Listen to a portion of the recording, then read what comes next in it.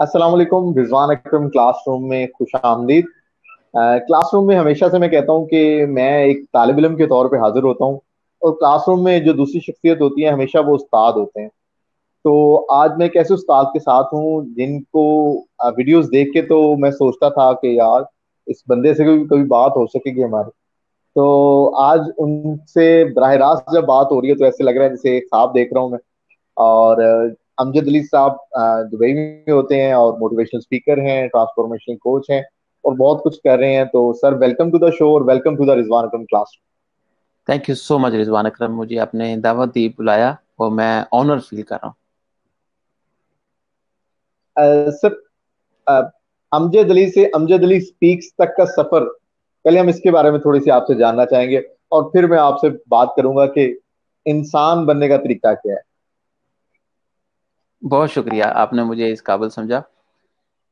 पहले जो सफ़र है अमजद अली के आगे जो स्पीक्स लगा है, वो एक पैशन की बेस पे लगा है। मैं अपने कुछ लेक्चर्स में, अपनी स्पीचेस में शेयर कर चुका हूँ अपने दोस्तों के साथ कि बोलना अंदर कुछ ना कुछ था। वैसे तो मैंने कभी लाइफ प्लान नहीं की खास तौर पे, और मैं ये नहीं कहता लोगों कि आप प्लान नहीं करो, लेकिन मैं बंदा हूँ अपने मोमेंट को एंजॉय करने वाला। क्योंकि हमें नहीं पता आगे क्या होगा। पीछे जो हो गया उसको हम बदल नहीं सकते, जो आगे होगा हमें अंदाजा नहीं है। लेकिन हम जो मोमेंट आपके पास है, हाथ में जो कुछ है, उसको कितना एंजॉय कर सकते हैं, वो बहुत ज़रूरी है। वो बहुत कीमती है। हम कई जगहों पे ये मिस कर जाते हैं, और अगले की तलाश में जो हाथ में होता है उसको मिस करके अपनी लाइफ को मिजरेबल बना लेते हैं। तो मेरा ख्याल है ये सफ़र वहां से स्टार्ट हुआ। अमजद अली या अमजद अली स्पीक्स तकरीबन दोनों बराबर ही हैं। लेकिन मैं कुछ काम ऐसे कर रहा था जिसमें ट्रैवलिंग थी, लोगों से कम्युनिकेट करता था, कोलैबोरेट करता था, इंटरेक्ट करता था। बातों से बात निकली कि आप ऐसी बातें करते हैं, क्यों ना ये लोगों तक पहुंचाई जाए। जब ये सोचा कि यार मैं तो शायद इस काबिल नहीं हूँ, लेकिन इंसान तो यही समझता है और ये समझना भी चाहिए। लेकिन अल्लाह ताला ने जिसे जो काम लेना होता है वो ले लेते हैं। तो इस तरह accidentally different different milestones achieve होते गए, और लोगों से इंटरेक्शन बढ़ती गई। तो उसके बाद लोगों ने इनकरेज किया कि आप सोशल मीडिया पे आ जाएं। तो सोशल मीडिया ने थोड़ी पहचान दे दी। अंदर तो आपके एक 20 साल की, 25 साल की जर्नी रहती है। वो एक पैशन या डिटर्मिनेशन, या कहते हैं ना वो वो उसकी परसिवरेंस होती है, वो रहती है। लेकिन एकदम आके अल्लाह ताला उसको आपको एक फेम की शक्ल में, रिवॉर्ड की शक्ल में ला के आगे दे देते हैं। पहले आपको तैयार करते हैं, क्या आप संभाल लेंगे? अगर आपको फेम मिले, क्या संभाल लेंगे? अगर पैसा मिले, संभाल लेंगे? एग्जैक्टली exactly, वो जो 20-25 साल की स्ट्रगल है ना, या उससे भी ज्यादा की, वो अभी सामने आ रही है। वो ट्रेनिंग अभी लोगों से शेयर करते हैं, इसलिए कि लोगों को बता सकें कि अगर ये शख्स वहां से उठ के यहाँ पहुंच सकता है, आप तो माशाल्लाह बहुत ज्यादा ब्लेस्ड हो, प्रिविलेज्ड हो। अच्छे स्कूलों में जाते हो, अच्छी फैमिली से बिलोंग करते हो, आपके हाथ में पॉकेट मनी भी होती है। तो ये चीज बताने के लिए लोगों को बताया जाता है। वरना किताबें तो बहुत हैं, लाइब्रेरीज भरी पड़ी हैं, आप जाके पढ़ लें, लोगों की स्टोरी सुन लें, पढ़ लें, और उसको ऊपर फॉलो कर लें। लाइफ वहां से चेंज होती। तो मेरी कोशिश होती है कि मैं अपनी लाइफ के बारे में बताऊं। मैं खुद एक बहुत बड़ी जर्नी हूँ, और मेरे से जो लिंक करते हैं, जो लोग मेरी तरह की लाइफ जी रहे हैं, वो मुझसे कनेक्ट करके अच्छे तरीके से उसको रिसीव कर पाएंगे। ना कि वो किसी की स्टोरी पढ़ें जो 100 साल पहले पैदा हुआ था या 200 साल पहले पैदा हुआ था, वो शायद उनसे रिलेट नहीं करेगी, लेकिन मेरी लाइफ उनके साथ इजीली कनेक्ट कर पाएगी। इस वजह से अमजद अली से अमजद अली स्पीक्स बना, ताकि लोगों की जिंदगी में वैल्यू ऐड की जा सके। और उससे ज्यादा मेरी अपनी जिंदगी में वैल्यू ऐड हो रही है। मैं लोगों को जान रहा हूँ, मुआशरे की प्रॉब्लम नजर आ रही हैं, हम उनको एड्रेस करने की कोशिश कर रहे हैं। तो मेरे लिए ये बड़ी प्रिविलेज की बात है कि मैं ज्यादा बल्कि लर्न कर रहा हूँ अभी। तो ये है सफर अमजद अली से अमजद अली स्पीक्स का। अच्छा सर, ये बताइएगा कि बीइंग अ प्रोफेशनलिज्म, आप मोटिवेशनल स्पीकर बने हैं, लेकिन ये जाहिर है, जब आपने स्कूल या कॉलेज एजुकेशन हासिल की है तो उस वक्त ये ख्वाब नहीं होता था कि मोटिवेशनल स्पीकर, अब तो खैर एक फील्ड है कोचिंग की, लेकिन उस वक्त तो जाहिर एक फील्ड नहीं थी। तो ये उस वक्त किस फील्ड के बारे में आइडियलाइज करते थे और क्या ख्वाब थे कि बड़े होके ये करना है। देखिए रिजवान, ऑनेस्टली बताऊं आपको, मैं पहले भी अर्ज कर चुका हूं कि मैंने कभी कोई बड़े बड़े ख्वाब नहीं देखे। लेकिन सिर्फ ये सोचा और उसके लिए दुआ भी की कि अल्लाह पाक किसी बड़े काम में इन्वॉल्व कर दे, कोई बड़ा काम ले ले। और हमेशा मैं कहीं ना कहीं जहां मौका मिलता है ये बात जरूर कहता हूँ कि मैं अल्लाह ताला से यही दुआ करता हूँ कि या अल्लाह पाक, मैं एक आम इंसान नहीं मरना चाहता। चले तो जाना इस दुनिया से, क्यों ना एक ऐसा काम हमसे हो जाए, करना तो उसी ज़ात ने है, लेना तो उसी ज़ात ने है, तो हम सिर्फ दुआ कर सकते हैं। अगर वो चुन ले इस काम के लिए, कोई अजीम काम हमसे हो जाए अपने मुल्क के लिए, अपनी सोसाइटी के लिए, इंसानियत के लिए, तो उसके लिए कुछ भी करना पड़े, डजेंट मैटर। उसके अंदर कोई खास फील्ड मैटर नहीं करती। End of the day her field इंसानों से रिलेट करती है, तो उससे कोई फर्क नहीं पड़ता। कभी मैंने एस्पायर नहीं किया था कि हम ये करेंगे। बल्कि मैं स्कूल कॉलेज के अंदर एक नात खां के तौर पे जो तिलावत करने के लिए मुझे स्टेज पे बुलाया जाता था, वो था, हिचकिचाहट रहती थी, लेकिन अल्लाह ताला ने इस मुकाम पे पहुंचाया। मस्जिद में अजान देना मेरी ड्यूटी होती थी, नमाज पढ़ाना मेरी ड्यूटी होती थी अल्हम्दुलिल्लाह। लेकिन वो कहीं ना कहीं आज उभर के सामने अल्लाह ताला ने एक टीचर समझ लें, आप मोटिवेटर समझ लें, कोच समझ लें, मेंटर समझ लें, क्योंकि हमारे इर्द गिर्द भी बहुत सारे मेंटर्स हैं, कोचेज हैं। उनकी सपोर्ट के बिना पॉसिबल नहीं है कि हम यहाँ पहुंच पाए। तो मैं कहने का मकसद सिर्फ यही है कि यहाँ पे पहुंचने का कोई खास फोकस नहीं था। ये अल्लाह ताला ने आपको चुन के यहाँ पे पहुंचाया है, और मुझे भी ऐसे ही किया गया है, और मैं बहुत खुश हूँ इस मामले में। लेकिन मैं कोशिश करता हूँ जहाँ पे हूँ उसका बेस्ट करूँ, 100% करूँ, और शेयर इंटेंशन के साथ करूँ, ईमानदारी के साथ करूँ। वही करते हैं तो अल्लाह ताला रिवॉर्ड दे जा रहे हैं। सर, आप जो वीडियोस बनाते हैं, एक तो वो छोटी सी होती है लेकिन वो बड़ी इफेक्टिव होती हैं। लाइक हर शख्स जो है वो उनसे बड़ा इंस्पायर होता है, और मुआशरे की छोटी छोटी कॉमन बातें होती हैं, लाइक हर शख्स को पता होता है। लेकिन आपकी वीडियोस के साथ एक मैसेज जो है उसका बड़ा इम्पेक्ट आता है। आपने ये वीडियोस के साथ इसको कनेक्ट करने का कैसे सोचा? लाइक आप जो बात कर रहे हैं वो स्पीचेस नहीं, उसको प्रैक्टिकली आपने परफॉर्म करके दिखाना शुरू कर दिया। जी रिजवान, मैंने तकरीबन 33 मुल्कों के अंदर स्पीचेस डिलीवर की हैं। तो वहाँ जाके अक्सर औकात मैंने पहली चंद लाइनों में यही अर्ज किया लोगों के साथ, मैं आपको कोई भी चीज़ नई नहीं बताने आया। आप सबको पता है, आप लोग मेच्योर हैं, प्रोफेशनल्स हैं, फैमिली वाले हैं, आप दोस्त भी रखते हैं, एक डेवलप्ड सोसाइटी के अंदर रहते हैं, या आपको पता है दुनिया में अच्छा क्या, आपके लिए बुरा क्या है।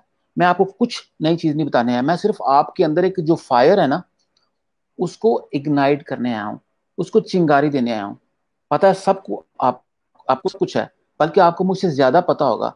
मैं आपको सिर्फ ये बताने आया हूँ कि अगर ये बंदा, जिसने पूरे स्कूल की लाइफ के अंदर शायद चंद सौ रुपए में पढ़ा होगा, चंद सौ पाकिस्तानी रुपए में पढ़ा होगा, अगर वो बंदा यहाँ तक पहुंच सकता है, इतनी दुनिया का सफर कर सकता है, और लोगों को मोटिवेट कर सकता है, तो आप तो बहुत ज्यादा प्रिविलेज्ड हैं। तो ये चीज कनेक्ट करती है, इस वजह से मैं ट्रैवल करता हूँ, लोगों को बताता हूँ जाके कि कोई चीज नई नहीं है। और ये छोटे छोटे जो मैसेज होते हैं ना, ये इंसान को एक स्टोरी की शक्ल में दिख जाते हैं, तो इंसान रिलेट करता है। होती कॉमन प्रॉब्लम्स हैं, सबको पता है, सारे पेरेंट्स हैं, उनको पता है हमने बच्चों को कैसे पालना है, लेकिन क्या है, कहीं ना कहीं जाके हम लोग जब चीजें हमारे इर्द गिर्द होती हैं हम भूल जाते हैं। ये एक रिमाइंडर के तौर पे होता है, और यार ये तो मुझे पता था, मैंने कभी सोचा नहीं है। कई लोग बोलते हैं यार ये तो मेरे दिल की बात कर रहा है, ये तो मैं चाह रहा था, ये तो मैं लोगों को बताता हूँ, लेकिन इसने 1 मिनट की वीडियो में बता दिया। तो ये लोगों से रिलेट करने के लिए, तो ऐसे कुछ नहीं है कि हम कोई नई चीज कर रहे हैं।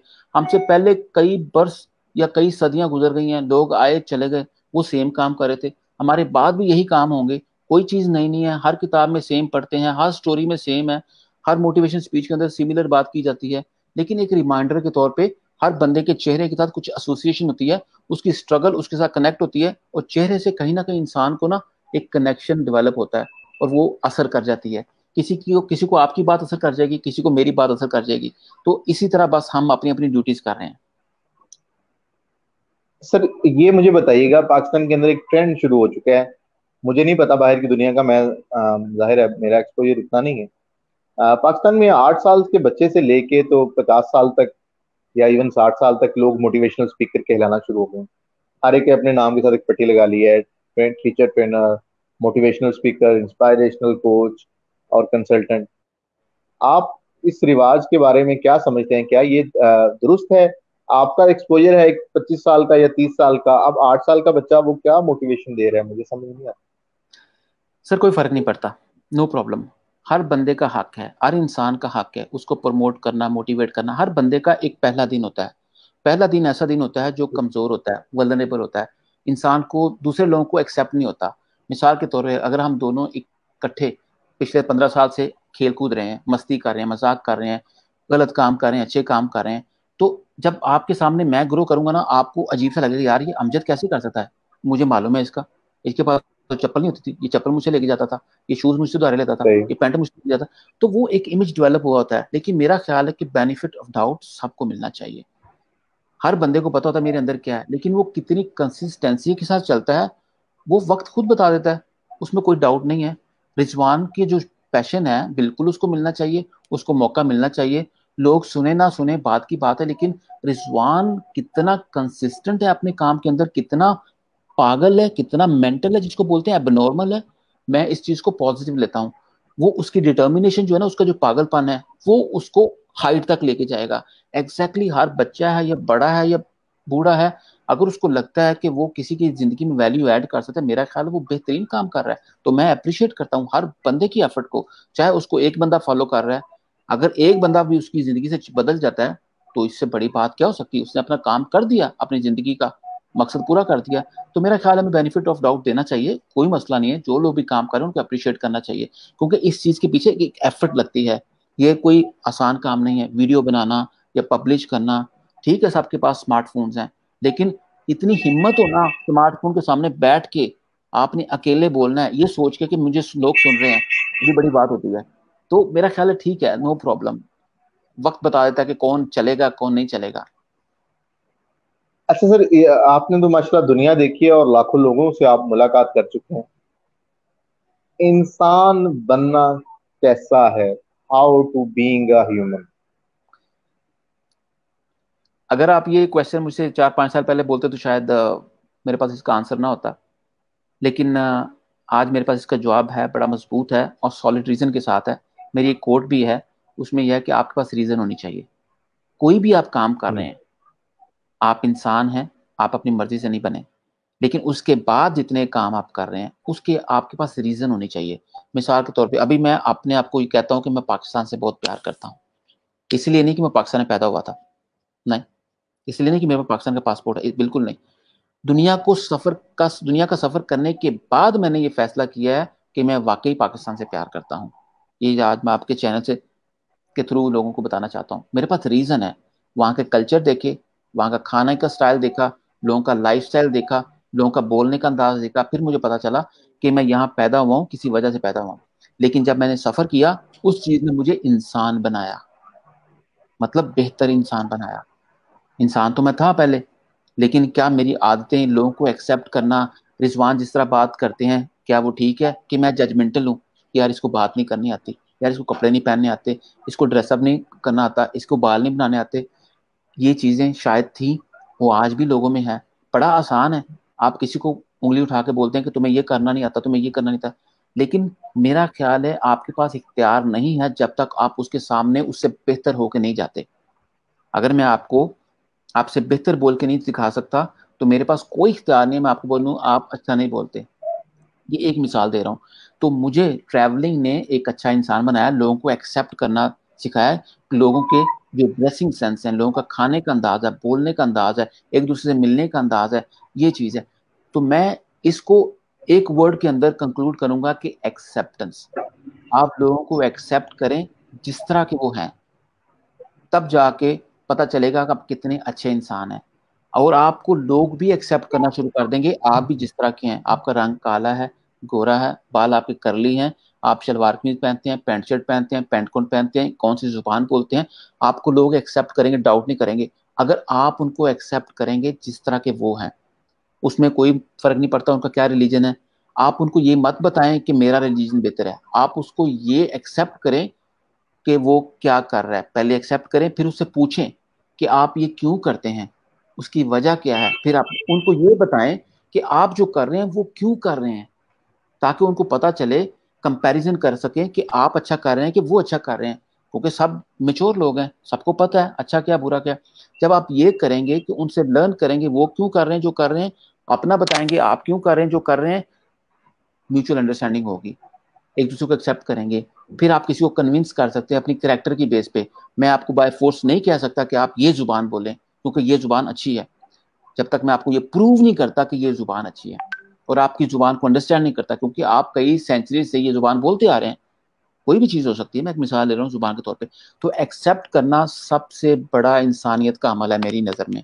लोगों को एक्सेप्ट करें, क्योंकि वो भी इंसान है, ना वो अपनी मर्जी से पैदा हुए ना आप अपनी मर्जी से पैदा हुए हो। तो एक्सेप्ट करना शुरू करेंगे तो आप अच्छे इंसान बनेंगे, आपकी जिंदगी में सुकून आएगा, और आप कहते हैं ना ऊंचाइयां हासिल करनी शुरू कर दोगे जिंदगी के अंदर, अजीम इंसान बनना शुरू कर दोगे। बिलीव कीजिएगा, इसको ट्राई करके देखें, आपको बिल्कुल डिफरेंट पर्सपेक्टिव नजर आएगा जिंदगी के अंदर। सर, एक्सेप्ट से आपने बात की, एक्सेप्ट कर लें, लोगों से एक्सपेक्टेशंस लगाने के बारे में आप क्या कहते हैं? हमें तो उम्मीदें हर शख्स से लग जाती हैं। वो जाहिर है फैमिली से भी हो सकता है, वो हमारा लीडर भी हो सकता है, हमें उम्मीदें होती हैं। वो उम्मीदों पे अक्सर औकात लोग पूरे नहीं उतर रहे, तो फिर हमें एक नफरत सा एक एलिमेंट आ जाता है, हमें वो बंदा अच्छा नहीं लगता। तो what to deal with? Rizwan, मैं आपको चैलेंज करता हूँ एक बात का, ओपनली बैठ के। हालांकि नॉर्मली इंसान अपनी राय देता है लेकिन चैलेंज नहीं करता। जब आप अपना बेस्ट करना शुरू कर देंगे ना, ऑटोमेटिकली आपके अंदर एक्सपेक्टेशंस खत्म हो जाएंगी। एक्सपेक्टेशंस उनके अंदर होती हैं जो अपना बेस्ट नहीं दे पा रहे होते, जो खुद वीक होते हैं, जो खुद कमजोर होते हैं। ये याद रखिए, कभी आजमा के देख लीजिए, किसी भी चीज के अंदर, किसी फील्ड के अंदर आपसे ज्यादा एक्सपेक्ट वही करेगा जो आपसे वीक है या आपसे पीछे है, क्योंकि उसको आपको कुछ बोलने के लिए मौका चाहिए। जब आप अपना बेस्ट कर रहे होंगे ना, आप सेटिस्फाई फील करेंगे, कंटेंट फील करेंगे, अकम्पलिश्ड फील करेंगे, यार अल्हम्दुलिल्लाह, this is what I am born for, और ये मेरा काम है, इससे ज्यादा मैं कुछ नहीं कर सकता। और बंदा जब रियलिटी के करीब हो जाता है ना, कि रियलिटी ये है कि आप इंसान हैं, आप एक वक्त में आए थे और एक वक्त में आपने चले जाना है। एक्सपेक्टेशन लगाएंगे तो you are killing yourself. आप अपने वक्त को जाया कर रहे हैं, अपनी एनर्जी को वेस्ट कर रहे हैं, अपने जमीर को मुर्दार कर रहे हैं। तो ये चीजें अंडरस्टैंड करना बड़ा जरूरी है। तो एक्सपेक्टेशन प्रॉब्लम नहीं है, बुरी नहीं बात है। आप इंसान हैं, हम इंसान हैं, कहीं ना कहीं थोड़ी बहुत रहती है कि मेरा दोस्त है, मेरी बहन है, मेरा भाई है, मेरी बीवी है, मेरा शोहर है, मेरी माँ है, हल्का सा रहता है।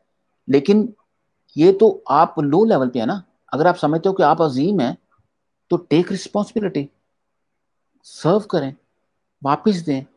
क्या कर रहे हैं? जब आप अपना बेस्ट कर रहे होंगे ना, अब फाइनल में यही बोलूंगा, तो आपके अंदर एक्सपेक्टेशन का लेवल बिल्कुल खत्म हो जाएगा।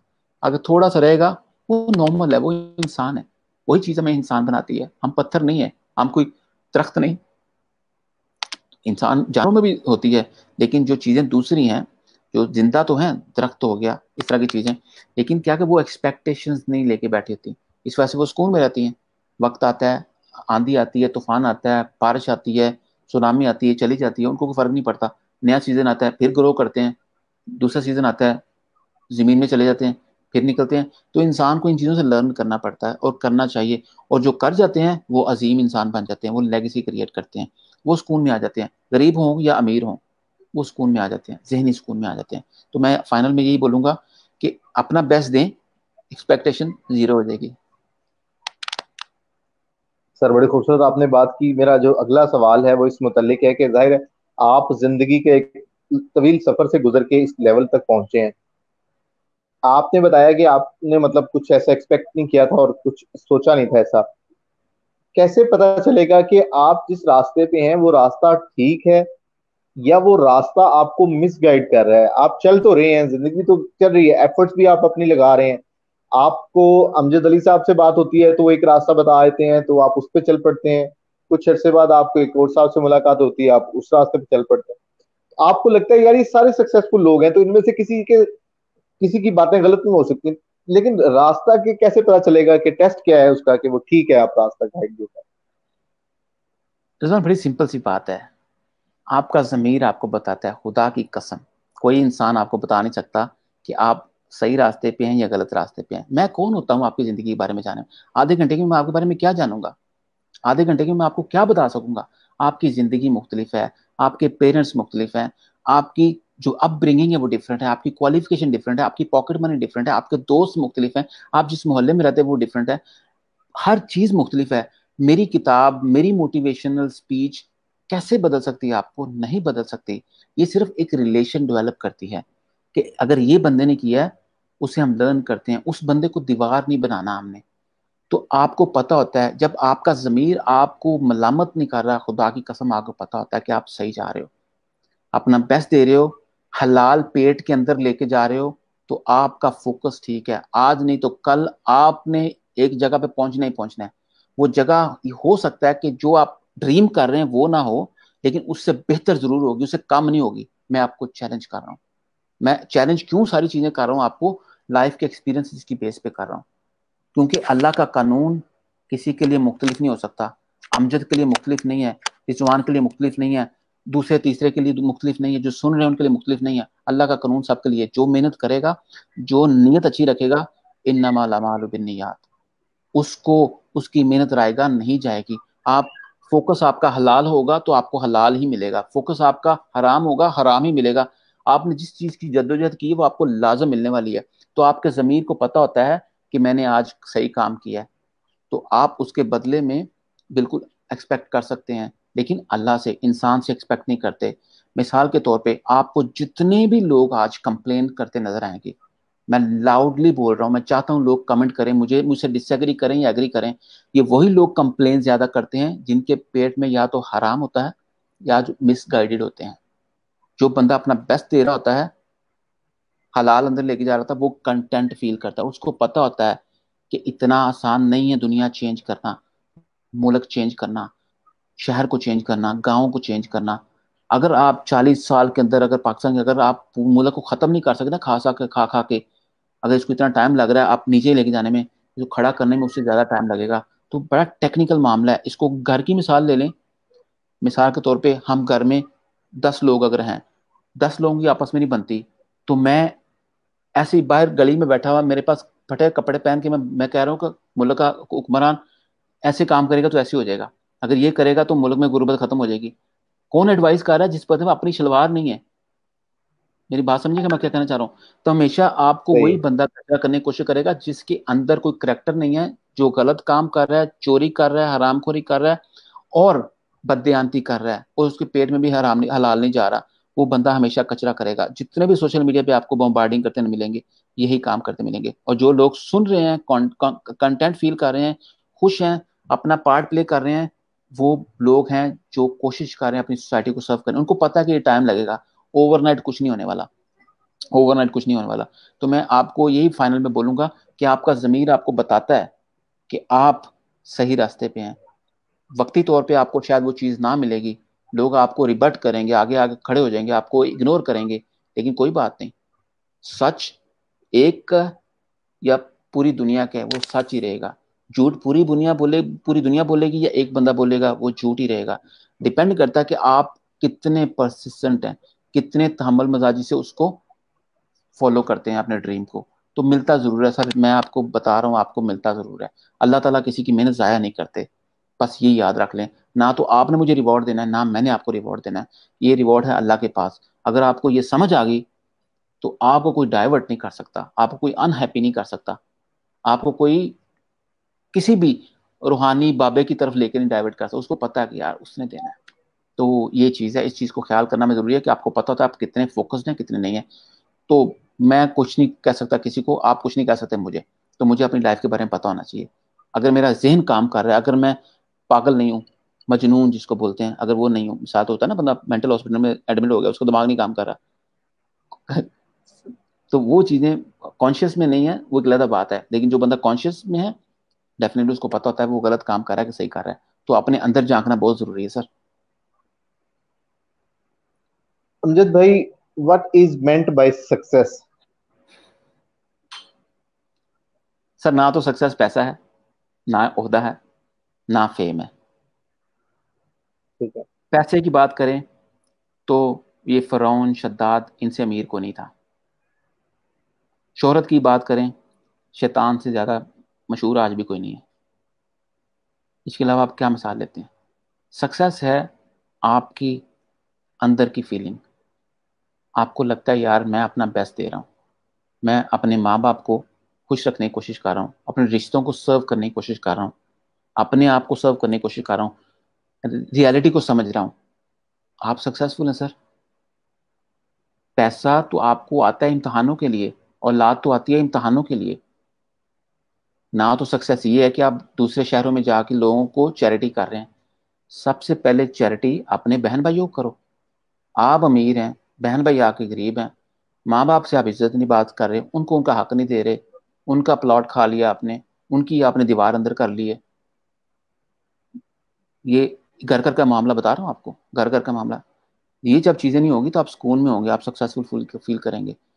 अगर आपकी फैमिली में बहन भाई ठीक ठाक हैं, अपने रिश्तेदारों की तरफ चले जाएं, रिश्तेदारों को फीड करें, वो पहले हैं। आपके फैमिली मेंबर्स, आपके रिश्तेदार पहला अमल है आपका। अगर वो आपके साथ खुश नहीं है ना, तो आपको शायद माफी ना मिले। वैसे तो अल्लाह ताला गफूर रहीम में माफ करने वाली जात है, लेकिन इनको खुश करना जरूरी है। मोहल्लेदार शायद बाद में, दूसरा शहर बाद में, दूसरा मुल्क बाद में, हमारा काम क्या होना चाहिए? अपने बहन भाइयों को एम्पावर करना। तो ये चीज है सक्सेस मेरी नजर में। जब आपने लोगों को खुश कर लिया ना अपनी तरफ, अपने करीबी लोगों को खुश करने का मतलब है कि अपनी तरफ से आपने बेस्ट दिया। खुश तो आप नहीं कर सकते। खुश तो लोग अल्लाह से नहीं होते, नबियों से नहीं हुए। लोगों ने फिरके बना लिए हैं, हर बंदे ने अपना स्टाइल बनाया हुआ है। तो उन चीजों को तो हम डिस्कस नहीं कर रहे। लेकिन सक्सेस सर जी बंदे की सब्जेक्टिव है। मुझे लगता है कि मैं जब अपनी फैमिली के साथ हूँ, मैं जब दुनिया को सफर कर रहा हूँ, लोगों से बात कर रहा हूँ, इस वक्त मैं रिजवान से बात कर रहा हूँ, मुझे अच्छा लग रहा है, मेरे लिए ये सक्सेस है। हर मोमेंट सक्सेस होता है। सक्सेस एक वक्त में एक हो सकती है, लेकिन हर वक्त एक नहीं रह सकती। हो सकता है कल मेरा ड्रीम कुछ और हो, ख्वाहिश कुछ और हो, कि मैं 20,000 लोगों के सामने एक स्पीच एड्रेस करूं या उनको एड्रेस करूं। तो इस तरह की चीजें हो जाए, सब्जेक्टिव है, लेकिन वो यहाँ पे नहीं बैठनी चाहिए। तो मैं सबको, सुनने वालों को ये बोलूंगा, ना तो पैसा सक्सेस है, ना आपका ओहदा सक्सेस है, ये सारी चीजें आती हैं। ना ही आपकी बॉडी सक्सेस है, ऐसी कोई चीज सक्सेस नहीं। सक्सेस यहाँ के अंदर है, माइंड के अंदर है। झुग्गियों में रहते हैं वो भी अपने आप को सक्सेसफुल कहते हैं, खुश हैं, वो आपसे ज्यादा खुश हैं। साइकिल चलाने वाला आपसे ज्यादा खुश है। कार के अंदर लोग रो रहे हैं, लड़ रहे हैं। जहाजों के अंदर लोग शेयरिंग कर रहे हैं कि ये मेरा जहाज है, ये मेरा जहाज है। ये सक्सेस नहीं है सर। सक्सेस माइंड के अंदर है। आपको डिसाइड करना है कि आपको क्या चाहिए। लालच और सक्सेस में बड़ा फर्क होता है। अचीवमेंट्स और लालच में बहुत फर्क होता है। अचीव करें जितनी चीजें दुनिया में अचीव कर सकते हैं, क्वालिफिकेशन हो सकती हैं, कुछ भी हो सकता है, लेकिन आप कितना सोसाइटी को वापस दे रहे हैं? क्योंकि हर दुनिया के अंदर जितनी पैदा अल्लाह ताला ने चीजें की हैं, इंसान समेत रिप्रोड्यूस करने के लिए दी हैं। रिप्रोड्यूस, आप आए हैं, आपने औलाद पैदा करनी है या नहीं करनी, या किसी को इंस्पायर करना है, आपने अपना अपनी बारी पे निकल जाना है। सारे इसी तरह आए, सारे इसी तरह चले गए। लेकिन हमेशा वो रहा है जिसने रिप्रोड्यूस किया है, जिसने लेगेसी क्रिएट की है। तो वो है सक्सेस। आज कायद आजम को की बात करें, वो थे सक्सेसफुल। अल्लामा इकबाल की बात करें, आज लोग उनको याद रखते हैं, वो हैं सक्सेसफुल सर। आप और मैं नहीं है। अगर हम बात करें, मेरे पास इतना पैसा है, मैंने इतने मुल्कों का सफर किया है, ये क्या सक्सेस हुई? कितना वापस दिया है, ये सक्सेस। लेकिन एंड ऑफ द डे ये सब्जेक्टिव है। ये इंसान के अंदर, माइंड के अंदर है। हो सकता है अगर पैसे का लालच है तो मैं तो कभी भी खुश नहीं हो पाऊंगा, कभी भी सक्सेसफुल नहीं हो पाऊंगा। ओके, जब एक बार 1 अरब कर लिया, उसके बाद सोचूंगा 2 अरब होने चाहिए, 2 अरब करूंगा 3 अरब होने चाहिए। तो वो तो एक ग्रीड है ना, वो तो जानवर की एक, कहते हैं ना, खसरत आपके अंदर आ जाती है। वो डिफरेंट चीज है। तो रिजवान, मैं आपको बोलूंगा कि हर इंसान को पता होता है उसके लिए क्या सक्सेस है। रिश्तों को अपने करीब रखें, उनकी रिस्पेक्ट करें, सेल्फ एस्टीम के पे काम करें, सेल्फ कॉन्फिडेंस पे काम करें। ये है आपकी सही सक्सेस। अगर ये चीजें आपके पास है ना, 3 कोर कॉम्पिटेंसीज, आपको दुनिया में हरा को नहीं सकता इंशाल्लाह, सिवाय मौत के। क्या सर लाइफ के अंदर गोल सेटिंग जरूरी है? बिल्कुल सर। गोल सेटिंग का मतलब ये नहीं होता कि आपने कहना है मैंने इस वक्त ये करना है, इस वक्त ये करना है, इस वक्त ये करना है, इस वक्त ये, क्योंकि आप मशीन नहीं है।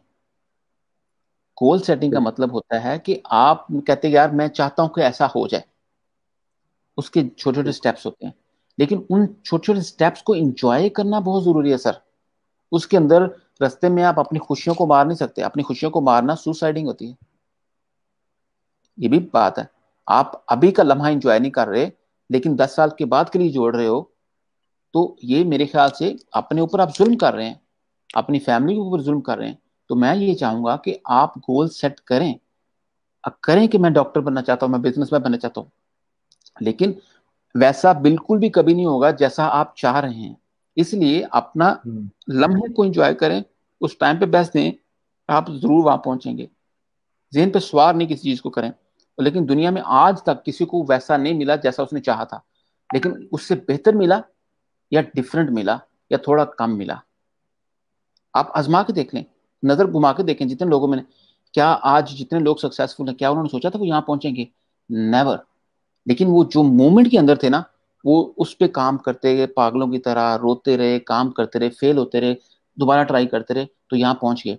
तो गोल का मतलब ये नहीं होता कि आपने सोचा कि मैं 20 साल में यहाँ पे होऊंगा। पॉसिबल नहीं है सर। आपकी जिंदगी आपके इख्तियार में नहीं है। आप ट्राई कर रहे हो कि मैंने एक एक स्टेप लेके चल रहे हो। मैंने आज कंप्यूटर की स्क्रीन बनानी है, मैंने साफ करना है इसको, अभी साफ कर रहा हूँ, नहीं साफ हो रही, ये हो रहा है वो हो रहा है, एक एक स्टेप ले रहे हैं। हो सके तो स्टेप के दौरान आपकी डाइवर्जन चेंज हो जाए। तो गोल सेटिंग होती है, होनी चाहिए थोड़ी बहुत, लेकिन आप बहुत लंबी करते हैं ना, तो मेरे ख्याल से आप अपनी इंसल्ट कर रहे होते हैं। मुझे यहाँ महसूस होता है ये लोगों ने लोगों को ना अपनी किताबें बेचने के लिए, मोटिवेशनल स्पीचेस बेचने के लिए, पैसा कमाने के लिए ये बेचना शुरू किया हुआ है, बेवकूफ बनाना शुरू किया हुआ है। ये करें, आप 20 साल में यहाँ पे होंगे, 30 साल में यहाँ पे होंगे। बंदा पूछे, क्या आपने 20 साल पहले ये प्लान किया था कि आप यहाँ पे होगे? नहीं किया होगा। तो लोगों को क्यों बेवकूफ बना रहे हैं यार हम लोग? तो हमें कनेक्ट करना चाहिए रियलिटी के साथ। तो मैं लोगों को कभी भी ये इस तरह बेवकूफ नहीं बनाना चाहता, और ना बनाऊंगा कभी कि आपने इस तरह प्रिटेंड करना है या इस तरह के अमल करने हैं। अपनी सिचुएशन को अंडरस्टैंड करें, उसके ऊपर काम करें, उसमें बेस्ट दें, हलाल करें नेक नीति के साथ। खुदा की कसम, आपको हर वो चीज मिलेगी जो आपने कभी सोची भी नहीं होगी। अमजद भाई, बहुत शुक्रिया जो आपसे टाइम लिया था, मैंने उससे ज्यादा बात आपसे हुई है। आपसे बात करके बड़ा अच्छा लगा, और वो ऐसे लग रहा है कि जैसे आपकी बातें जो है ना वो सिर्फ और सिर्फ मेरे लिए थी। मुझे नहीं पता बाकी लोगों को समझ आई है या वो सुन रहे हैं या नहीं सुन। तो मुझे अपनी जाती सवालात और अपनी तशनगी के हवाले से जवाबात मिल गए हैं, तो मैं समझता हूँ ये काफी है। आपका जजाक बहुत शुक्रिया, आपने टाइम दिया, आपसे बात करके बड़ा मजा आया। और मैं जजाक उम्मीद करता हूँ कि जिंदगी के अंदर दोबारा आपसे जरूर मुलाकात होगी, और इंशाल्लाह फिर इंशाल्लाह। आपसे ऐसी खूबसूरत बातें सर। थैंक यू और सो मैं मच। फाइनल में आपको ये कहना चाहता हूँ कि रिजवान अकरम, आप बहुत खूबसूरत काम कर रहे हैं। और मैं चाहूँगा कि आप जैसे यंग लीडर्स आगे आएँ, अपने पैशन को कंटिन्यू करें। आपकी परसिवरेंस, डिटर्मिनेशन बहुत ज़रूरी है। कभी ये मत सोचिएगा कि कितने लोग आपके कंटेंट को देख रहे हैं। ये देखिएगा कि अगर एक बंदे ने देख लिया, 10 बंदों ने देख लिया, किसी की ज़िंदगी में वैल्यू ऐड हो रही है, एक दिन ये बॉम्ब बन के ज़रूर फटेगा। लेकिन शर्त यह है कि अगर आप कंसिस्टेंट रहेंगे। ये मेरी आप लोगों के लिए, यंग लीडर्स के लिए दुआ है और बेस्ट विशेस हैं। आप लोगों ने हार नहीं माननी। ये टफ होता है, शुरुआत हर किसी की टफ होती है। कई बार ऐसे होता है कि बिल्डिंग बना रहे होते हैं, बेस में 2 महीने लग जाते हैं, नजर कुछ नहीं आता। हम पूछते हैं जाके, यार क्या किया है? 2 महीने हो गए, कुछ नहीं किया। लेकिन वो बेस पे काम हो रहा है। उसके बाद आधे महीने के अंदर बिल्डिंग पूरी खड़ी हो जाती है। बेस बड़ी स्ट्रांग है। इस वक्त आप बेस पे काम कर रहे हैं, आपने हार नहीं माननी। मेरी आप लोगों को सजेशन है, एडवाइस है, प्लीज। आप बहुत जबरदस्त काम कर रहे हैं, बेस्ट विशेस, मेरी प्रेयर्स आपके साथ हैं। कहीं आपको लगे कि मैं आपको असिस्ट कर सकता हूँ, हेल्प कर सकता हूँ, जरूर मुझे रब्ता कीजिएगा इंशाल्लाह। जज़ाकल्लाह। Thank you so much sir. ये आपने जो आखिर बात की है, ये इससे तो वो मोराल अप और अबव द स्काई हो गए। तो बहुत शुक्रिया sir. Thank you so much. Thank you आपसे सो बात मच। करके बड़ा मजा। Thank you. इंशाल्लाह, थैंक यू।